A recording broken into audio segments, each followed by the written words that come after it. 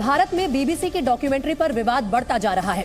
Hyderabad central university में कुछ छात्रों ने सोमवार को कैंपस में डॉक्यूमेंट्री की स्क्रीनिंग की, जिसका एबीवीपी के छात्रों ने विरोध किया है। एबीवीपी ने डॉक्यूमेंट्री स्क्रीनिंग के खिलाफ यूनिवर्सिटी प्रशासन को लिखित शिकायत भी दी। The main motive of the documentary is to create unrest across the nation. This was the theme of the documentary itself, and they have screened it in the campus on Saturday at 7:30 p.m. वही documentary देखने वाले छात्रों की दलील है कि documentary पर कानूनन पाबंदी नहीं है, इसलिए उन्होंने कोई अपराध नहीं किया है। सरकार जो है सुप्रीम कोर्ट से ऑर्डर लाई है क्या? सरकार ने कोई नोटिफिकेशन निकाला है क्या?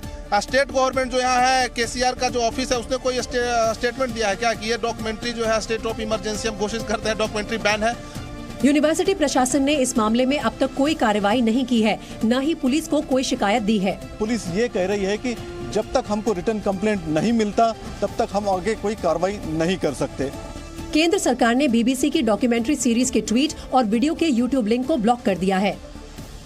उधर जेएनयू में भी विवादित डॉक्यूमेंट्री की स्क्रीनिंग करने का ऐलान कर दिया गया है। जेएनयू छात्र संघ के नाम पर कुछ छात्रों ने कैंपस में डॉक्यूमेंट्री की स्क्रीनिंग करवाने के लिए पैम्फलेट्स बांटे, जिसके मुताबिक आज रात 9 बजे छात्र संघ के दफ्तर में डॉक्यूमेंट्री दिखाई जाएगी। पैम्फलेट्स बंटने की जानकारी मिलते ही जेएनयू प्रशासन ने सख्त रवैया अपनाते हुए चेतावनी जारी की है। जेएनयू प्रशासन के मुताबिक डॉक्यूमेंट्री स्क्रीनिंग की मंजूरी नहीं ली गई है। प्रशासन ने एडवाइजरी जारी करते हुए कहा, अनाधिकृत गतिविधि से यूनिवर्सिटी कैंपस की शांति भंग हो सकती है। ऐसे में उन छात्रों को सख्त सलाह दी जाती है कि इस कार्यक्रम को रद्द करें। ऐसा न करने पर उन छात्रों के खिलाफ अनुशासनात्मक कार्रवाई की जाएगी।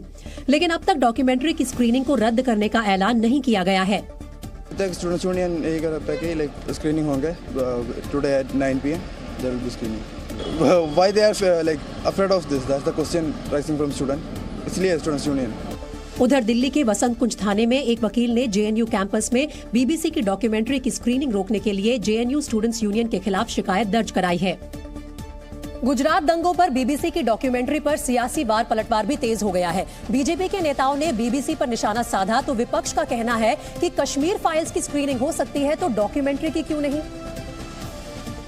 और असदुद्दीन ओवैसी ने तो डॉक्यूमेंट्री को सोशल मीडिया पर ब्लॉक करने के खिलाफ गोडसे पर बनी फिल्म को भी बैन करने की मांग कर दी। भारत के प्रधानमंत्री, वजीर आजम और बीजेपी से हम पूछ रहे हैं कि आपके बारे में बीबीसी कुछ दिखाया तो बड़ी तकलीफ लगी, मिर्ची लगी, बैन। और गांधी को मारने वाले का पिक्चर भारत में रिलीज होगा या बैन होगा, हम पूछना चाह रहे बीजेपी से। वहीं आरजेडी सांसद मनोज झा का कहना है कि लोकतंत्र में हर विचार की अभिव्यक्ति की आजादी होनी चाहिए। क्या चाहते हैं कि पूरा इकोसिस्टम एक ही तरह से सोचे। आप जिसको कह दें वो फैक्ट है, और जिस चीज को आप खारिज करना चाहें कहें कि नहीं ये अफवाह है, झूठ है। उधर केंद्रीय कानून मंत्री किरण रिजिजू ने ट्वीट कर बीबीसी पर निशाना साधा। रिजिजू ने लिखा, कुछ लोगों के लिए गोरे शासक अभी भी मालिक हैं, जिनका भारत पर फैसला अंतिम है, न कि भारत के सर्वोच्च न्यायालय का फैसला या भारत के लोगों की इच्छा। टीम इंडिया के तेज गेंदबाज मोहम्मद शमी को कोलकाता की निचली अदालत से तगड़ा झटका लगा है। लोअर कोर्ट ने मोहम्मद शमी को अपनी पत्नी हसीन जहां को हर महीने 1,30,000 रुपए का गुजारा भत्ता देने का आदेश दिया है। इस रकम में 50,000 रुपए हसीन जहां को व्यक्तिगत गुजारा भत्ता के तौर पर मिलेंगे, जबकि 80,000 रुपए दोनों की बेटी के रखरखाव पर खर्च होगा, जो कि हसीन जहां के साथ ही रह रही है। मोहम्मद शमी और हसीन जहां घरेलू झगड़ों के बाद 2018 से ही अलग रह रहे हैं और तलाक का केस भी चल रहा है। लोअर कोर्ट में दायर मुकदमे में हसीन जहां से हर महीने 10 लाख रुपए गुजारा भत्ता देने की मांग की गई थी। हसीन जहां ने हर महीने 7 लाख रुपए का निजी गुजारा भत्ता और बेटी के लिए 3 लाख रुपयों की मांग की थी। हसीन जहां की वकील ने कोर्ट को बताया कि 2020-21 में मोहम्मद शमी की सालाना आय 7 करोड़ रुपए थी और उस आधार पर 10 लाख रुपए का गुजारा भत्ता अनुचित नहीं है। इस पर शमी के वकील ने तर्क दिया कि हसीन जहां खुद एक प्रोफेशनल मॉडल है और अच्छी खासी कमाई कर रही हैं।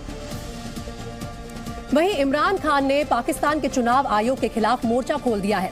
इमरान खान ने अल्टीमेटम दिया है कि पंजाब और खैबर पख्तूनख्वा राज्य में 60 दिन के अंदर चुनाव हो जाने चाहिए, और अगर चुनाव की तारीखों का ऐलान नहीं हुआ तो पाकिस्तान तहरीके इंसाफ पार्टी अदालत जाएगी। इलेक्शन होना चाहिए रमजान से पहले, और हम अब अदालत में जाएंगे इस चीज के ऊपर भी कि हमें डेट चाहिए इलेक्शन की। इमरान खान ने चुनाव आयोग पर भी अपनी भड़ास निकाली। दरअसल इमरान खान की पार्टी ने पंजाब में अपनी सत्ता छोड़ दी। अब पाकिस्तान के चुनाव आयोग ने मोहसिन नकवी को पंजाब का केयर टेकर मुख्यमंत्री बना दिया। इनसे ज्यादा इस मुल्क को नुकसान किसी ने नहीं पहुंचाया जो इलेक्शन कमीशन पहुंचा रही है, और इसको चीफ मिनिस्टर बना के उससे भी बड़ा नुकसान पहुंचाया है।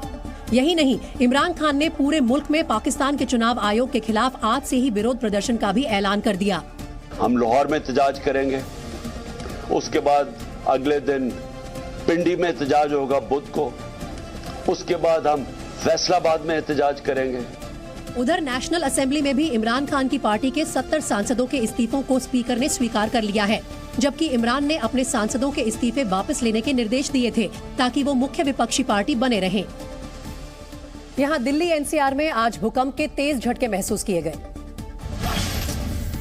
दिल्ली एनसीआर में आज करीब 2:30 बजे भूकंप के तेज झटके महसूस किए गए। भूकंप का केंद्र नेपाल में रहा और रिक्टर स्केल पर इसकी तीव्रता 5.8 मापी गई। राम मंदिर निर्माण का काम तेजी से जारी है। पत्थरों की कटिंग का काम पहले ही तेज कर दिया गया था, वहीं फिलहाल नक्काशी के काम पर जोर दिया जा रहा है। राम जन्मभूमि ट्रस्ट के मुताबिक इस साल के अंत तक लोग मंदिर में दर्शन कर सकेंगे।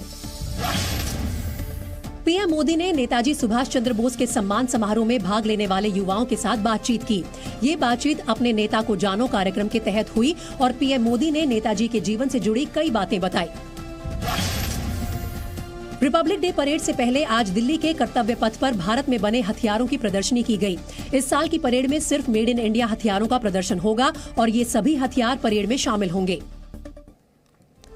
जम्मू में गले में भगवा रंग का गमछा पहने सैकड़ों लोग कांग्रेस नेता दिग्विजय सिंह का पोस्टर जलाते नजर आए। सोमवार को ही दिग्विजय सिंह ने पुलवामा हमले के बाद पाकिस्तान पर हुई सर्जिकल स्ट्राइक के सबूत मांगे थे, जिससे नाराज डोगरा फ्रंट के सैकड़ों कार्यकर्ता हाथों में दिग्विजय सिंह के पोस्टर लेकर निकले।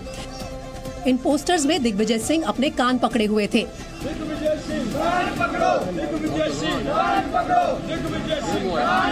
परसों 26 को काफी देर तक दिग्विजय सिंह के खिलाफ नारेबाजी करने के बाद प्रदर्शनकारियों ने उनके पोस्टर में आग लगा दी। दिग्गी राजा कान पकड़े, दिग्गी राजा देश से माफी मांगे, दिग्गी राजा बताए किस आधार पर आर्मी के ऊपर प्रश्न चिन्ह खड़ा करने का प्रयास किया गया है। बता दें कि भारत जोड़ो यात्रा के दौरान जम्मू के सतवारी में दिग्विजय सिंह ने पाकिस्तान पर हुई सर्जिकल स्ट्राइक का मुद्दा उठाते हुए पीएम मोदी पर सवाल उठाए थे।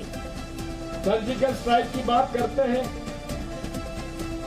कि हमने इतने लोग मार गिराए, लेकिन प्रमाण कुछ नहीं, केवल झूठ का बुलंदा से ये राज कर रहे हैं। सर्जिकल स्ट्राइक का मुद्दा उठा तो बीजेपी ने दिग्विजय सिंह पर चौतरफा हमले शुरू कर दिए। सेना के शौर्य पर उठाए गए सवाल के बहाने बीजेपी नेताओं ने कांग्रेस पर पाकिस्तान परस्त होने का आरोप तक लगा दिया, जिसकी कमान संभाली मध्य प्रदेश के मुख्यमंत्री शिवराज सिंह चौहान ने, जिन्होंने कांग्रेस के डीएनए तक पर प्रश्न चिन्ह उठा दिया। कांग्रेस का डीएनए ही पाकिस्तान परस्ती का है। कभी सर्जिकल स्ट्राइक के सबूत मांगते हैं, कभी राम मंदिर भगवान राम का अस्तित्व था कि नहीं था इसके सबूत मांगते हैं। शिवराज के बाद बीजेपी नेता रविशंकर प्रसाद ने अपने तीखे हमलों से दिग्विजय सिंह और कांग्रेस की बखिया उधेड़ कर रख दी। बाटला हाउस में खड़ा किया था, याद है आपको? नहीं, ओसामा जी कहा था, याद है कि नहीं आप? और ये कोई साधारण व्यक्ति है? तो ये पूरा जो कांग्रेस का महकमा है, ये भारत जोड़ो में चल रहा है कि भारत तोड़ो में चल रहा है? दिग्विजय सिंह के बयान पर बवाल गरमाया तो कांग्रेस के कई नेताओं को डैमेज कंट्रोल करने के लिए आगे आना पड़ा। हालांकि कांग्रेस के मीडिया प्रभारी जयराम रमेश दिग्विजय सिंह का बचाव करते वक्त अपना आपा खो बैठे, जो पहले तो सर्जिकल स्ट्राइक से जुड़े सवालों का जवाब देने से बचते रहे।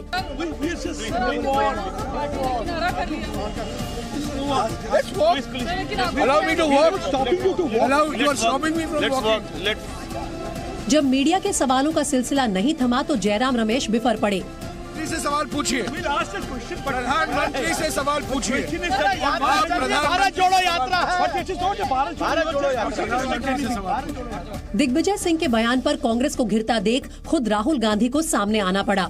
राहुल गांधी ने कहा कि सर्जिकल स्ट्राइक के बारे में जो बयान दिग्विजय सिंह ने दिया है वो उनका निजी बयान है और कांग्रेस पार्टी का इससे कोई लेना देना नहीं है। दिग्विजय सिंह जी ने कहा उससे मैं बिल्कुल अग्री नहीं करता हूँ। हमारी आर्मी पर हमारा पूरा ट्रस्ट है अगर आर्मी कुछ करे सबूत देने की कोई जरूरत नहीं।